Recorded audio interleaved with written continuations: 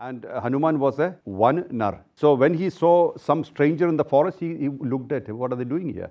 Initially, there was no connection. Just like us, initially we only see the physical, how he talks, how he walks, how he smells, this kind of thing. When a big master said, I will not go to see Mirabai because she's a woman. So Mirabai said, what woman?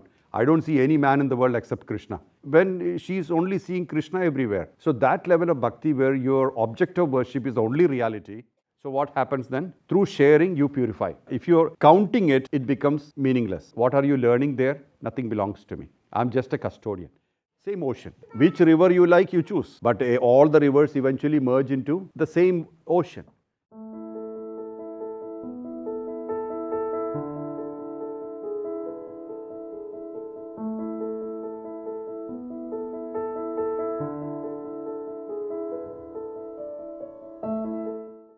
See, the system tells you about bhakti, devotion. Devotion is, you understand, devotion, simple example is Hanuman and Ram.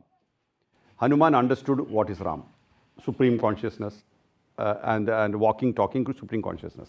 Hanuman did not know Ram is supreme consciousness initially. How he connected to him was that he was a stranger in the forest. And Hanuman was a one nar. One means forest, nar means forest man, means a tribal. So when he saw some stranger in the forest, he looked at him. What are they doing here? Then he connected to them. Then he realized that, so it had its usual this thing. And so initially there was no connection. Just like us, we see a master or a person. Initially we only see the physical, right? How he talks, how he walks, how he smells, this kind of thing. After that, you start connecting deeper. Hey, look here, this guy seems to be making sense or something like that. And then you go deeper and deeper and deeper. That's Bhakti Yoga. And then you connect with devotion. Devotion is emotion clarified. When you are, see, there are people various nature. One is physical people. Physical people are plenty.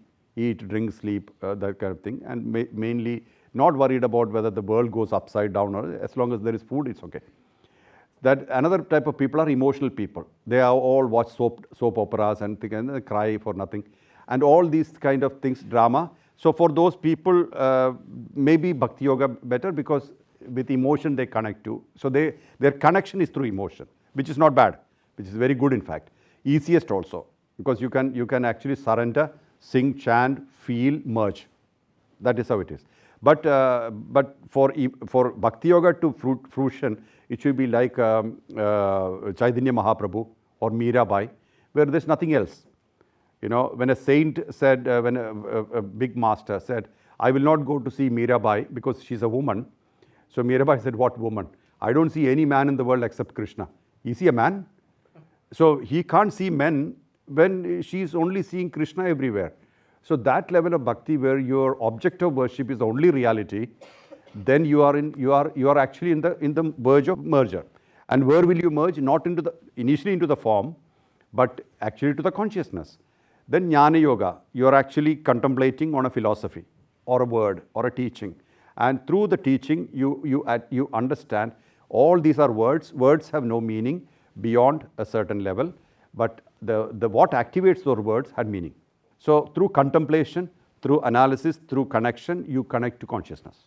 Second level, based on your own character. Because nobody can say you only follow this, because we are all mixtures. So we sometimes use bhakti, sometimes jnana, all these things help. Then comes karma yoga. Karma yoga predominantly purifies you. You are serving people selflessly. You are serving, you're sharing don't use the word serving, you're sharing what you have comfortably, whatever you have in comfort, means you can share easily with people who don't have it. Nobody in the world has deficiency. You don't have to share money. If you don't have money, you can share time, you can share knowledge, you can share skills, you can share anything you have in abundance to people. So what happens then? Through sharing, you purify. So again, what are you learning there? Nothing belongs to me. I'm just a custodian. So karma yoga basically purifies you. And if you're counting it, it becomes meaningless. If you are not counting, it becomes meaningful. So this is karma yoga. Then there are many other paths, but I'll tell about Raja Yoga, the path that I follow. Raja Yoga path in which that you are that. You connect to yourself, start going deeper and deeper, find you civilize in yourself and understand that everything that you see is you. So I tell that be you. Fundamentally, self-acceptance. Through self-acceptance, you do not have any conflict with you, you do not have any conflict with the world. That is, these are all different paths, so you can choose what suits you. But it's all taking you to the same destination, where same ocean. Which river you like, you choose. But all the rivers eventually merge into the same ocean. And that merger into the same ocean makes you completely dissolve. Means you're not separate as anything. All identities, personality, everything dissolves. So this is something, that's why in our system we have said brahmacharya. It's time when you pick up subjects and you learn and you develop skills for life. Then grihastha, time when you expound your knowledge and earn money, earn the existence. Then vanaprastha, realization that nothing that you earned will travel with you further. Means whatever you collected, you earned, you experienced, you enjoyed. Now this is all staying back when you die. Vanaprastha is a time of awareness. Second, last is sannyasa. Sannyasa means what is the reality? Think about that. That is why people used to put name Narayana, Krishna, Shiva, all that to people, because that is a reminder. You know, when you call, hey Narayana, come here, it's a sun, come here. So that means I am Narayana. Narayana means destination of man. Destination of Nar is Narayana. So all these are in our system, so everything is well explained. So if you follow that, at every level you understand. Vanaprastha, people think that you have to leave everything and go. No need. You can have everything, but with awareness have to change. Everything will stay back when I go. So that your attachment changes. When you are unattached, at the time of your leaving, you can exit freely.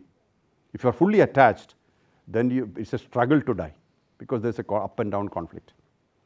Yeah, any path which suits you is good for you.